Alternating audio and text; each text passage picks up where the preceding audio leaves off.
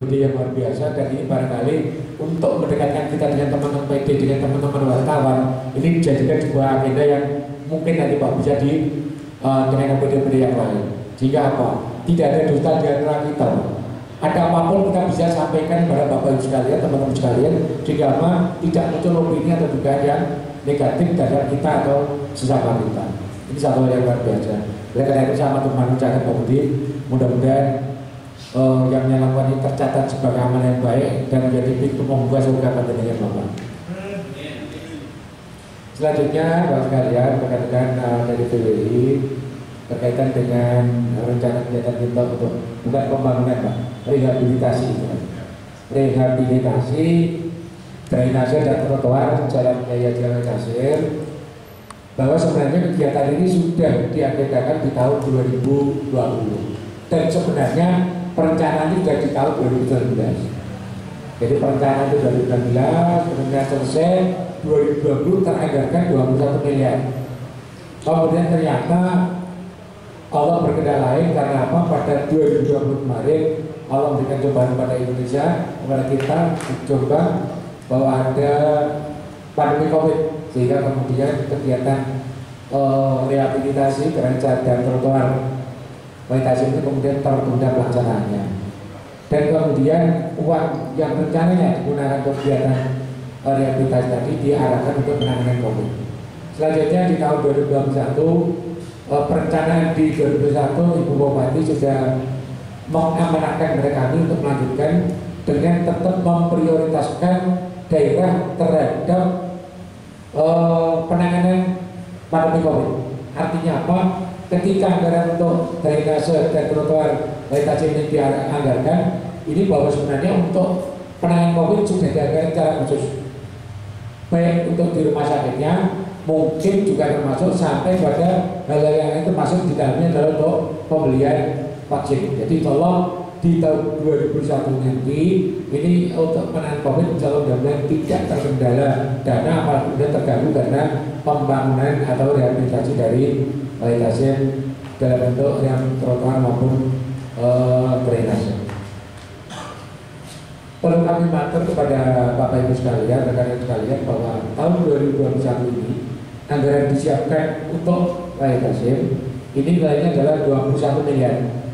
Tetapi kemudian ini 21 miliar, kemudian agar kami dalam melakukan kegiatan yang ini nanti setidaknya terhindar dari hal-hal yang negatif, kami minta perencanaan ini diaudit oleh inspektor. Jadi sebelum kami melangkah, kami sudah minta aparat pengawasan untuk melakukan pengecekan apakah item-item anggaran yang kita siapkan di dalam perencanaan tadi memang layak untuk kita launching.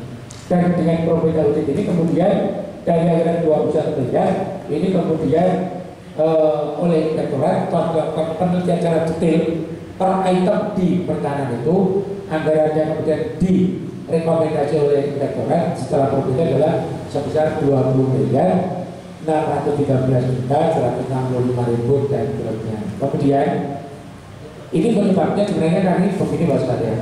Kenapa kok nilainya menjadi 20 miliar sekian? Karena memang ada beberapa usulan yang cukup bagus. Contoh lampu, dulu kita hanya menggunakan spot biasa, tetapi kemudian lampu ini untuk PJU-nya dirupa lampu yang ada indikator apa itu semacam pengendali yang nanti kalau dicari orang itu ada GPS-nya. Memang lampu ini mahal, makanya harganya menjadi meningkat. Tetapi ini lebih bagus, lebih awet yang pasti. Kemudian yang kedua, dia ada GPS. Jadi apa? Setidaknya misalnya ini terambil orang, ini lebih mudah untuk melakukan pelacakan. Ini contoh. Ya kemudian nanti Bapak sekalian, kebetulan saya senang di Jombang ini Bapak Ibu termasuk teman-teman dari media ini banyak yang punya bersepeda. Sehingga nanti di sisi timur itu nanti ada jalur sepeda. Nah, jalur sepeda kemarin dalam konsepnya agak ketipisan. Dia kemudian dipertebal, jadi jalur rigid yang untuk jalur sepeda ini ditambah, ya sehingga karena kemudian total jadi 20 miliar, jadi 20 miliar 709 yang angka terakhir di dalam paparan depan ini. Jadi di 20 miliar 709 ini inilah yang kemudian kami jadikan pedoman untuk melakukan lelang di bagian pengadaan barang dan jasa. Jadi anggaran yang kami anggarkan atau yang dihilangkan adalah sebesar ini. Selanjutnya, Bapak sekalian, untuk sampai hari ini, Bapak sekalian, menurut tahapan lelang, sebenarnya kami ini ingin kerja ini segera selesai. Jadi kami mulai bulan Januari awal, tanggal 5 Januari, itu kami sudah mengirimkan surat ke inspektorat untuk melakukan probity audit. Tapi cukup banyak waktu yang digunakan. Sehingga pada bulan Februari kemarin, probity audit baru selesai.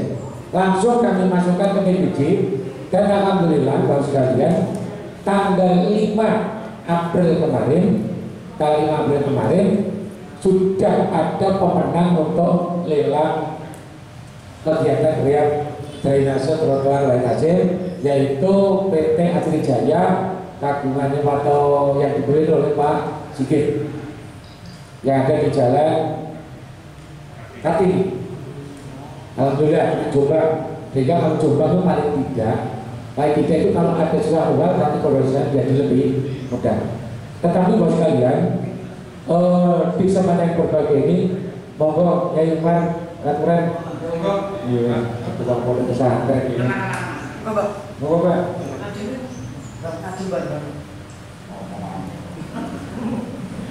Bapak Ibu yang perlu kami juga matur kepada panjenengan, di dalam rangka kami menghindari terjadinya unsur korupsi, penyalahgunaan kewenangan di dalam kegiatan ini, sejak kami tanggal 5 Januari mengirimkan dokumen ini ke inspektorat, itu kami juga bersurat ke KPK untuk meminta dilakukan pendampingan. Tetapi sampai hari ini belum dijawab dari KPK. Tetapi kami tidak bersurat untuk dilakukan pendampingan termasuk ke LKPP. Karena kami waktu itu sebenarnya ketika lelang di Jombang ini juga ada orang LKPP atau lembaga kebijakan pengadaan barang dan jasa yang pusat.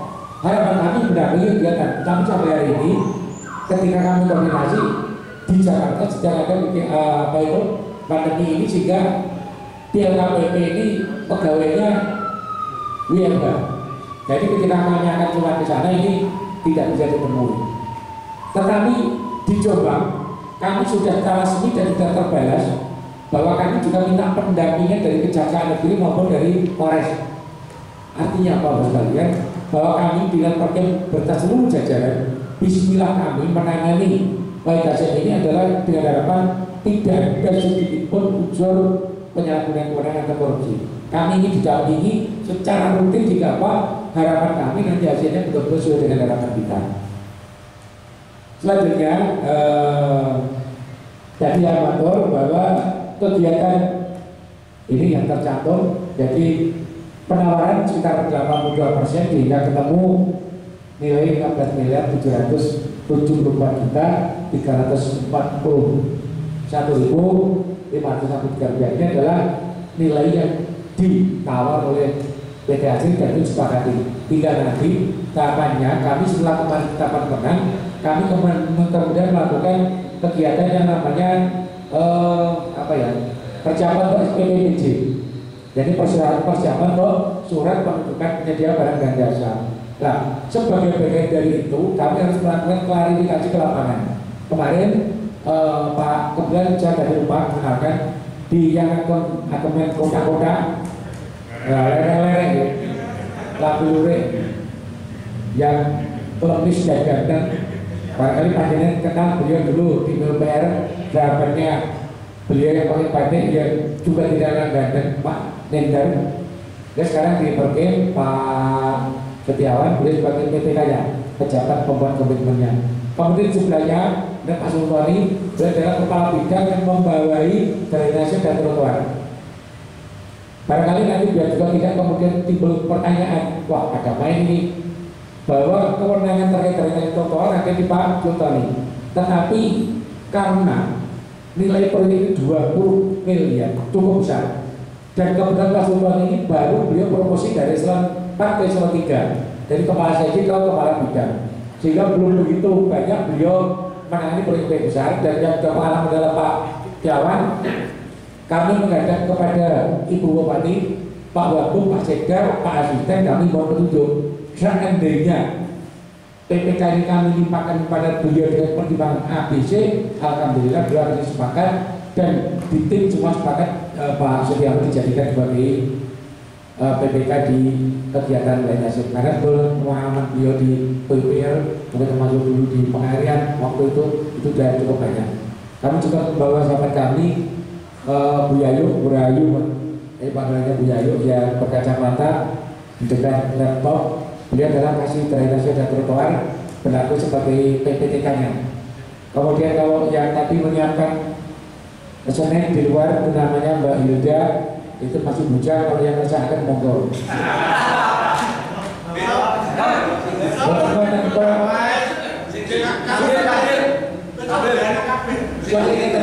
Kalau waktu apa Raul tadi baru masuk kok oleh memburi ya, kayaknya kalau pesantren ini kayaknya memang ada perhatian ya.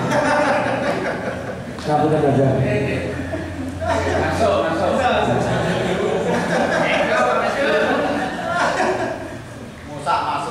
Dan hari ini Bapak sekalian, kalau nanti teman-teman Pak Setiawan masuk tadi tempat Bu Yayu nanti akan ke melakukan klarifikasi dengan Pak Sigit selaku pemenang lelang kemarin ke Klaten untuk melakukan klarifikasi dukungan. Apakah betul nanti PJU-nya kemudian apa itu untuk penutup drainasenya itu betul ngambil dari sana. Kami pastikan khawatir kami ketika sudah ditunjuk ternyata sudah tidak bisa menyiapkan banyak dan kemudian kegiatan menjadi tertunda, tidak selesai pada waktunya.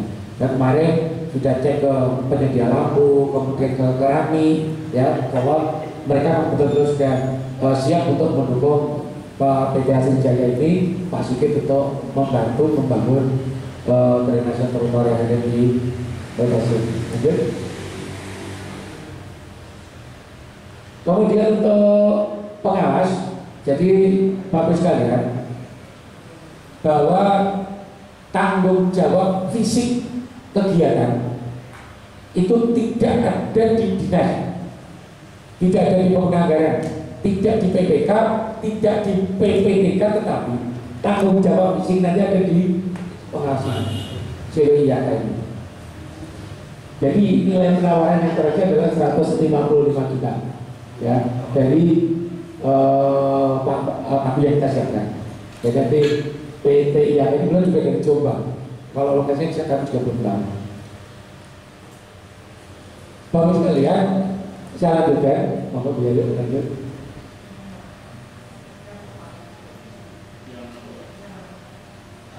Ini sudah lanjut. Nah ini Bapak Ibu, kalau kami materi panjenengan karena Waikas itu adalah jalan yang sangat acara protokol yang sangat ramai, ini kami mengerjakan tidak kemudian berbareng di bagian utara, tengah, selatan, tidak. Nanti kami mengerjakan cara bertahap. Memang kemarin Pak Sigit sudah klarifikasi kepada kami akan menyediakan lebih banyak alat karena sekarang mungkin di daerah lain atau di OPD lain belum ada kontrak. Ini yang pertama, sehingga Pak katakan misalnya kemarin menyampaikan kami bingung siapkan 4 Pak nanti. Dari rencana semula 3, dia akan menyiapkan 4. Harapannya apa? Ini bisa lebih cepat. Dan perlu kami matur, nanti insya Allah kami akan melakukan kegiatan ini dari utara, sekalian. Jadi dimulai dari Ringin Condong. Ringin Condong jalan makin selatan, makin selatan, makin selatan. Nanti terakhir ada di Taman Masjid atau di perempatan Tajur. Jadi nanti akan kami bagi menjadi 4 seksi, sekalian ya. Jadi seksi yang pertama itu mulai dari Ringin Condong sampai PLN, ya, sampai Tugu. Seksi kedua dari Tugu sampai Rumah Sakit Umum Daerah. Dari RSUD seksi 3 itu dari RSUD sampai di Purworejo di Snaker. Kemudian seksi 4 dari Snaker Purworejo sampai di Tugu Masjid, ya, Masjid atau di perempatan stasiun. Lanjut dulu. Nah kemudian yang juga perlu kami matur, kami insya Allah sudah melakukan sosialisasi. Sosialisasi kami bagi dalam minimal 3 kelompok. Kelompok yang pertama adalah kelompok instansi pemerintah atau swasta, misalnya perbankan, misalnya Pemda, kemudian rumah sakit, Polres, ini sudah melakukan kegiatan sosialisasi. Kemudian kepada warga yang terdampak di sisi timur, insya Allah juga kami lakukan sosialisasi. Dan yang terakhir, Sosialisasi kami adalah kepada teman-teman kaki lima atau kaki lima atau pedagang yang ada di depan rumah sakit khususnya. Nah ini kayaknya menjadi perhatian khusus teman-teman media. Oleh karena itu kemudian saya sampaikan secara detail bahwa secara kronologi teman-teman kaki lima yang ada di depan rumah sakit itu sudah kita antisipasi dari awal. Memang pada saat rapat final kita di tim waktu itu disepakati oleh tim di Bener Masjeda, kaki lima dipindahkan ke 3 titik, yaitu di Dr. Tomo, Matimora, dan di Kusuma Bagja, sebagaimana kaki lima yang berasal dari alun-alun dan Ramadhan. Tetapi kemudian sehubungan dengan kami juga mengecek lapangan, Dr. Tomo juga tidak mungkin lagi ada tambahan, sudah terlalu padat, terlalu rapi. Kemudian kalau kita melihat di jalan Matimura, ini jalan di sana banyak sekolah, ada SMA 2, ada SMP 1, ada SDM, ya, ke timur dikit kemudian ada Semea, SMA 3. Sehingga apa?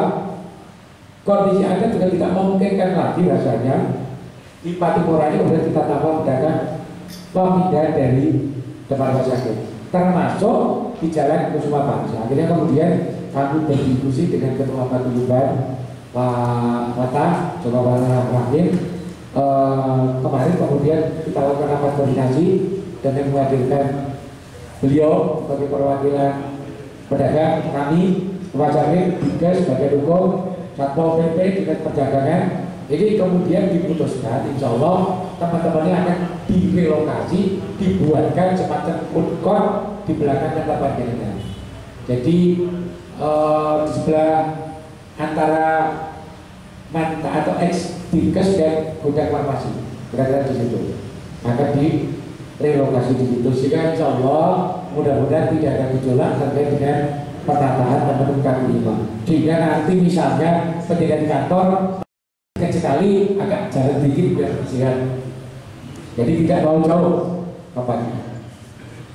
Kemudian untuk tanaman, biar nanti juga tidak ada dusta di antara kita, kami atur bahwa tanaman yang ada di sepanjang jalan Wahid Hasim ini tidak masuk di dalam aset OPD manapun.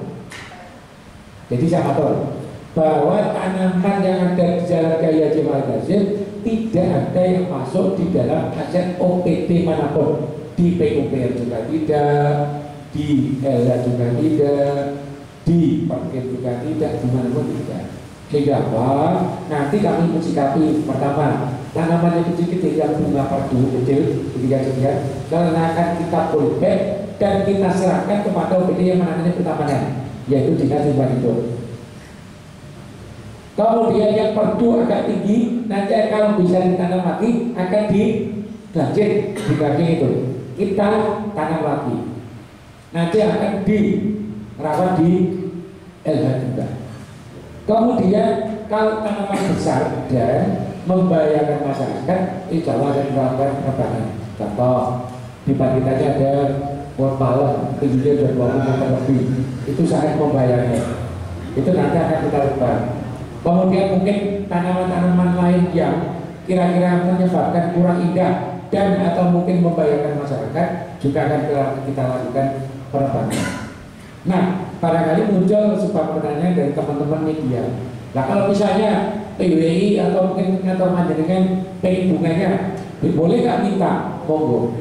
Nanti silakan bersurat kepada kepala Dinas Lingkungan Hidup untuk misalnya mohon tanaman ini jumlahnya sekian untuk membuat taman di kantor kami. Tolong itu bisa difasilitasi. Termasuk kemarin kita sampaikan ke sekolah-sekolah. Jadi sekolah itu untuk mendukung kegiatan berarti itu bisa digunakan untuk mengembangkan taman di sekolah. Mungkin itu lanjut ke Nah, ini juga penting akses khusus. Bapak Ibu sekalian, sebenarnya kalau terkait dengan lalu lintas lalu lalang yang ada di Wahid Hasim, ini sebenarnya insya Allah tidak terlalu terganggu. Karena apa? Area yang kami tangani adalah hanya mulai sisi timur jalan, batas dengan milik warga atau milik toko, milik kantor, dengan sampai dengan taman yang kecil tanpa yang itu. Hanya cara itu. Jadi jalan yang ada hari ini tidak terambil sedikit pun. Itu pun sebenarnya sudah ada lebar lebih kurang 5 meter setengah. Sehingga insya Allah secara keseharian mungkin tidak terlalu mengganggu. Agak mengganggunya mungkin ketika ada pergeseran minggu, misalnya geser lokasi berikutnya mungkin ada mengganggu itu. Tetapi secara keseluruhan insya tidak terlalu mengganggu. Kemudian ini sudah lalu bacaan, kemudian KPP dari catatan aja Bu. Mungkin juga catatan dari perjalanan karena yang berdampingan dengan RSUD. Nah nanti kalau misalnya ada pasien keburu-buru, masuknya gimana, ini apa ditutup, pindah. Jadi termasuk kantor-kantor ternyata tetap kami berikan akses, tetap warga akses untuk masuk. Artinya diam-diam tertutup. Apalagi berkaitan dengan pelayanan umum seperti RSUD, seperti Polres, BNI dan seterusnya. Ini tetap ada akses untuk masuk. Kami menyesuaikan dengan akses masuk dan dibutuhkan ke pelayanan kepada masyarakat. Teman-teman di jeda kali ini mungkin bisa memberi usulan atau ada paparan yang belum dimengerti, bisa ditanyakan. Mumpung narasumbernya masih ada di sini, sembari kita menunggu video sehingga kita tidak membayang-bayangkan terus ya apa sih wajahnya ben-ben ini, karena ya sudah puluhan tahun ya wajah Pak Hasyim ini tidak berubah, mulai zaman Adam Malik, Adam Jordi sampai Adam Jordan ya seperti ini.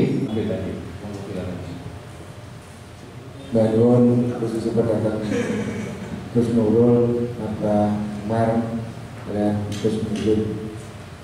Sebenarnya pertanyaan Manolo yang Abah Umar itu hampir sama gitu. Kira-kira sebenarnya apa yang maunya sama sekedar biar tambah wah. Jadi begitu sekalian. Ini sebenarnya bermula dari sebuah ide bahwa area di seputar alun-alun, saya tidak mengatakan mendukung area di seputar alun-alun. Alun itu biasanya satu gabungan. Ada pendopo, ada masjid agung, ada alun-alun. Itu satu paket. Di kabupaten manapun akan seperti itu rata-rata. Yang tidak itu sangat jarang atau mungkin sudah dirubah. Kami ingin melihat area itu, ini ibaratnya kalau negara itu adalah istana presiden. Satu itu seperti ini kita upayakan jangan sampai terjadi banjir dari sisi kami. Kita sering melihat bahwa kalau jumlah hujan yang ada sedikit saja, itu alun-alun sisi timur itu pasti paling tidak 3 meter pasti ada airnya. Oleh karena itu kami berpikir ini mau kami kemanakan air ini. Yang pertama alternatif kami waktu itu adalah kami membuka akses. Kalau Bapak Ibu besok depan Cemea itu ada Sungai Ijar, depan Cemea yang kalau ke barat sampai ke perempatan SMA 2 itu selatan jalan itu ada sungainya. Nah kami membuat akses drainase jalan Ahmad Dahlan pojok alun-alun itu ke utara mentok, kemudian ke barat kita larikan ke sana ya ke Dr. Tomo. Tetapi kelihatannya itu juga belum mampu memecahkan sisi timur. Sisi barat terkurangi, iya, sisi timur belum. Sehingga apa? Kami kemudian berorientasi ingin nanti ada satu saluran dari alun-alun itu ke timur, nanti kemudian mengarah ke drainase ini. Makanya judulnya adalah rehabilitasi drainase dan trotoar. Drainase nanti berkalian ini nanti akan besar. Jadi lebarnya berapa Pak Iwan? Drainasenya tinggi dan 1 meter. 1 meter persegi berarti kan jauh. Harapan kami nanti bisa menampung luapan air gereja sepanjang jalan drainase. Nanti akan dibuat di Sungai Panengan. Jika Pak ini bisa mengurangi banjir mulai dari contoh sampai sekitar perempatan stasiun, termasuk di dalamnya adalah alun-alun. Ini yang utama. Yang kedua, tadi disampaikan oleh Pak Wakil Ketua bahwa saya itu masuk Jombang tahun 89 Bapak.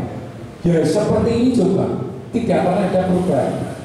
Setidaknya mengakomodir pejalan kaki di Jombang ini kami memperbaiki pedestrian, memperbaiki trotoarnya. Nanti trotoar itu benar-benar nanti ada gambarnya. Trotoar itu nanti mengakomodir juga orang-orang yang cacat, misalnya buta, ada jalan untuk orang buta dengan warna khusus, kemudian dengan keramik khusus. Ya mereka udah gak nyari-nyari lagi. Itu yang kedua. Yang ketiga, orang Jombang ini rasanya kalau libur pendek, gak ada tempat untuk nyantai. Harapan kita apa? Nanti Wahid ini bisa dijadikan wisata lokal bagi warga Jombang. Kalau Bapak Ibu hari ini bersama, nanti dia atau beda benar-benar Jombang lebih baik. Madiun di sepanjang Jalan Pahlawan, depannya Matahari Madiun, ngalor itu Bapak, mulai stasiun sampai perempatan Pasar Gede itu dilihat bagus di City Mall. Sekarang kalau Bapak Ibu bersama, siang jam 11 siang banyak orang-orang duduk di sepanjang jalan itu. Karena makanya ada peneduhnya, ada kursinya, ada namanya, jadi itu apa? Nah, ini yang jalan sepeda Bapak. Ini jalan sepeda. Sini timur. Jadi nanti nuansanya makan beda-beda. Nah, ini yang jalan kedua itu.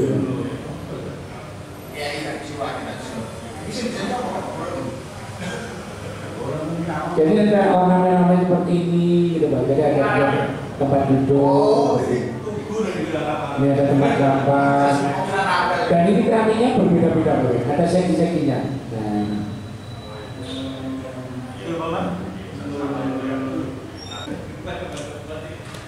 Dan buat kalian Camator, ada akses untuk orang tadi, penderita cacat ya jalan, bisa naik. Tetapi Bapak mengapunten kakak, kami tidak menyediakan jalan masuk ke pedestrian ini untuk sepeda motor, mobil, kecuali akses jalan masuk ke rumah. Jadi kami tidak berikan kesempatan bagi siapapun dari pacaran naik motor masuk situ, tidak bisa. Aksesnya tidak masuk. Jadi saya ngatur gambar di hadapan dengan pasti banyak caranya. Nyuwun pangapunten kehormatan. Saya berharap kerjasama kami khususnya pemerintah Jombang Daerah dan teman media lebih khusus PDI ini berjalan lebih optimal. Kami mohon maaf, Assalamualaikum warahmatullahi wabarakatuh. Terima kasih Pak Heru dan teman-teman yang hadir siang ini. Minimal hari ini kita sudah mendapatkan gambaran yang jelas ya.